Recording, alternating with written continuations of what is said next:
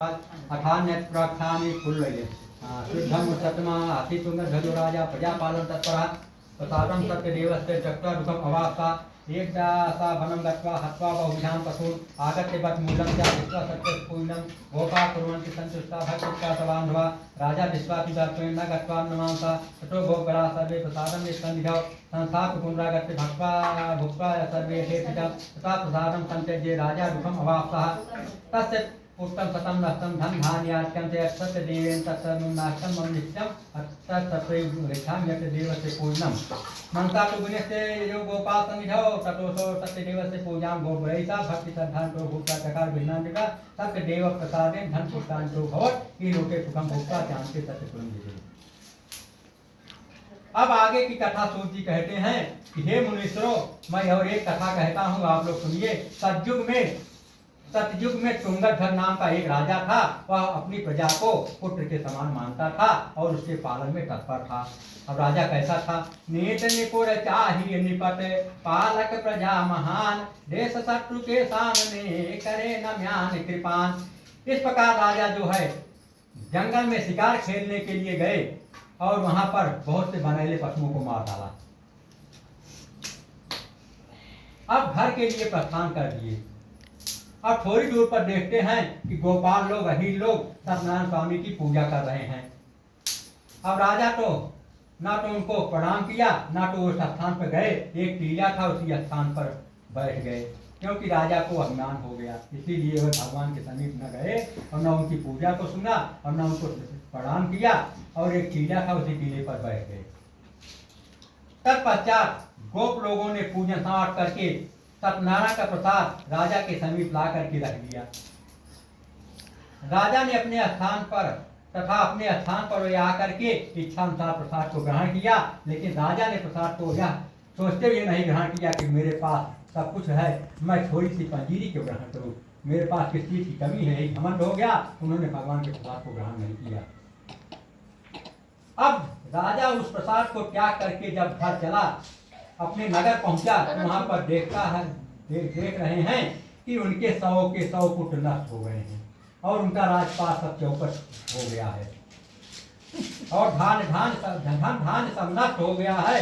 तब राजा ने अपने मन में सोचा, राजा पहले बेहोश हो गए, बेहोश होकर के पृथ्वी पर गिर गए। अब भगवान ने उनको होश में लाए। अब जब होश में आ जाते हैं तो उनकी बुद्धि को भगवान फिर फेर रहे, राजा की बुद्धि को भगवान फेर रहे हैं कि जिससे जो है इनका जो है अज्ञान जो है दूर हो जाए, घमंड दूर हो जाए। अब राजा अपने मन में सोच रहे हैं कि सत्यनारायण प्रभु के प्रसाद से त्यागने से ही मेरी यह दशा हुई है, क्योंकि और कोई अपराध मैंने नहीं किया है। यह निश्चित है क्योंकि प्रभु में इतनी शक्ति है कि राजा को गरीब और गरीब को राजा बना सकता है। इस प्रकार सोचकर राजा शीघ्र ही जल्दी ही उल्टे पांव उस स्थान पर गया और जहां पर गोपाल लोग सत्यनारायण स्वामी का पूजन कर रहे थे। तब पश्चात राजा ने भक्ति तथा श्रद्धा पूर्वक तथा विधि विधान के साथ भगवान को नमस्कार किया और सत्यनारायण स्वामी का पूजन अहीर लोगों के साथ बैठ कर किया। उसका उल्टा हो रहा है। तथा भगवान सत्यनारायण की और जो प्रसाद मिला पूजन की समाप्ति पर, कथा की समाप्ति पर जो प्रसाद उनको मिला उसको विधान पूर्वक भगवान का स्मरण करते हुए और उनको नमस्कार करते हुए और उनकी प्रार्थना करते हुए प्रसाद को ग्रहण किया। अब जब अपने नगर वापस लौटते हैं तो भगवान ने माया का पर्दा हटा लिया और जैसे पहले था वैसे हो गया। धन धान्य उनको पुनः प्राप्त हो गया और उनके 100 के 100 पुत्र जीवित हो गए और जब तक संसार में रहे सुख को भोग करके अंत में वैकुंठ लोक को प्राप्त हुए।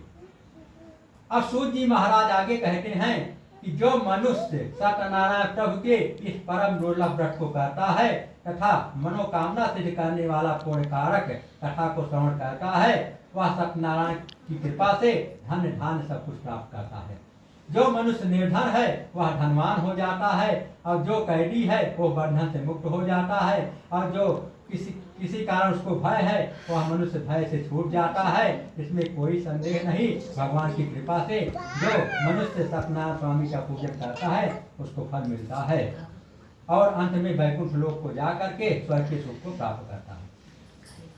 हे ब्राह्मणों, इस प्रकार जो सत्यदेव के व्रत को आप लोगों ने कहा है, उसको करने से मनुष्य जो है संसार सागर के दुखों से दूर हो जाते हैं।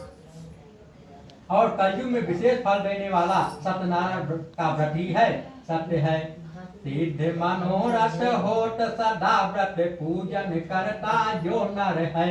अति निर्धन हो धनवान महानिर्भय बनि जात भयातुर है। युट बंधन बंधन हीन परे तरि जात महादुख सागर है। कवि चंचल सत्य कथा कलि में निहित सुख संपत्ति का घर है। ऐसे वांछित फल देने वाले को कोई काल कहता है, कोई ईश कहता है, कोई राम कहता है, कोई कृष्ण कहता है, कोई सत्यनारायण स्वामी कहता है। कई नामों से उनको पुकारते हैं। और सत्यनारायण स्वामी प्रभु जो है अनेक प्रकार का रूप धारण करके पृथ्वी पर आते हैं और मनुष्यों की मनोकामना को पूर्ण करते हैं। इस कलयुग में यही सनातन विष्णु सत्य रूप धारण करके सबकी इच्छा पूरी करते हैं। तो जी कहते हैं कि हे मुनि सत्तमो, जो मनुष्य यह कथा को नित्य पढ़ता है और नित्य सुनता है, वह पाप से जो है मुक्त हो जाता है। किसकी कृपा से? भगवान की कृपा से। हे मुनीश्वरों, जिन्होंने पूर्व जन्म में सत्यनारायण स्वामी का पूजन किया था, उनके दूसरे जन्म का हाल कह रहा हूँ, सुनो। दूसरे अध्याय में सतानंद नाम के जो महान विद्वान थे, वह दूसरे जन्म में जो सतानंद नाम के महान विद्वान थे दूसरे अध्याय में, वो दूसरे जन्म में सुदाना नाम के ब्राह्मण हुए और भगवान कृष्ण की भक्ति करके अंत में मोक्ष को प्राप्त हुए। और दूसरे अध्याय में भिल लकड़हारा दूसरे जन्म में निषाद राज केवट हुआ। और जिन्होंने रामचंद्र जी को गंगा पार उतार करके स्वयं उनकी कृपा से भव सागर से पार हो गया और अंत में उन्हें वैकुंठ धाम को प्राप्त किया। तेरा कहने का मतलब ये है कि रामचंद्र जी के चरण को धो करके और उसका पान करके ही तब नाव से जो है उनको पार उतारा और उसका चरणामृत का पान करके अंत में वो वैकुंठ लोक को प्राप्त हुआ। और तीसरे अध्याय में उल्टा मुख नाम के राजा दूसरे जन्म में महाराज दशरथ हुए और भगवान श्री रंगनाथ का पूजन करके अंत में वैकुंठ लोक को प्राप्त हुए। और 60 बनिया धार्मिक तथा सत्यसंध अगले जन्म में मोरंगधर नाम का राजा हुआ। वह ऐसा सत्यवादी और धार्मिक राजा था कि अपनी स्त्री के साथ अपने पुत्र का दाहिना अंग आरा से काट करके ब्राह्मण रूपी श्री कृष्ण को देना स्वीकार किया। कैसे? एक बार भगवान ने विचार किया कि मोरंगधर राजा बड़ा सत्यवादी है और बड़ा दान देने वाला है, इसलिए इसकी परीक्षा लेनी चाहिए। ऐसा श्री कृष्ण भगवान अपने मन में विचार किया। एक दिन ब्राह्मण का रूप धारण करके और साथ में शेर लेकर के राजा के पास आए।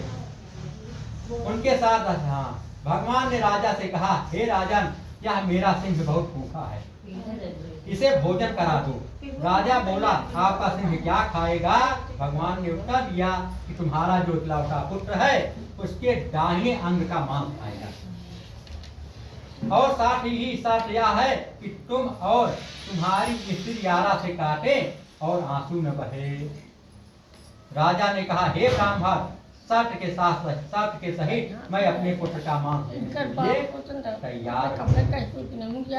अंत में उन्होंने आरा को मंगवा लिया। उसके बाद रानी अलग बैठे, राजा अलग बैठे और पुत्र को बीच में लिटा दिया। अब क्या हुआ? अब दोनों लोग शर्त के अनुसार आरा चलाने लगे।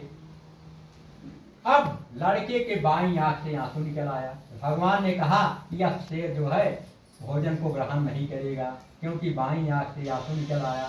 तो लड़का क्या जवाब देता है? खाना तो दाहिना अंग है, तो दाहिना अंग जो है वो भगवान के लिए भोजन बन रहा है और बाएं अंग को इस बात का कष्ट है कि वह जो है भोजन भगवान का भोजन नहीं बन रहा है, या अंग इतना पतित हो गया है कि भगवान का भोजन नहीं बन रहा है और यह शरीर जो है परोपकार में नहीं लग रहा है, इसीलिए जो है दाहिनी आंख में आंसू आ गया है। हाँ, इसीलिए बाएं आंख में आंसू आ गया है और कोई बात विशेष इसमें नहीं है, क्योंकि जो बायां अंग है वो परोपकार का भागी नहीं हो रहा, वो भोजन नहीं बन, वो इतना पतित हो गया, भोजन नहीं उसका बन रहा है। इसी बात से उसको दुख हुआ, इसी से आंसू आ गया और कोई बात इसमें नहीं है। ऐसा उत्तर सुन करके ब्राह्मण रूपी भगवान श्री कृष्ण बहुत प्रसन्न हो गए और राजा को वैकुंठ धाम दिया और वे परीक्षा में बहुत अच्छी तरह से सफल हो गए। इसलिए कुमार रेवा खंडे श्री सत्यनारायण पर कथायाम पंचमो अध्याय संपन्न। बोलो वृंदावन बिहारी लाल की जय। और 5वें अध्याय में तुंगध्वज राजा जो है दूसरे जन्म में स्वयंभू मन हुए और संपूर्ण भागवत की कथा सुन करके अंत में वैकुंठ लोक को प्राप्त हुए।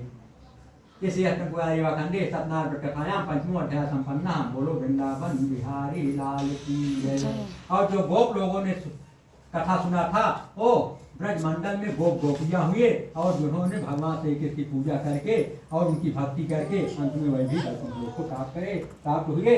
इस प्रकार सत्यनारायण पर कथा का 5वां अध्याय संपन्न हुआ। बोला वृंदावन बिहारी लाल की जय।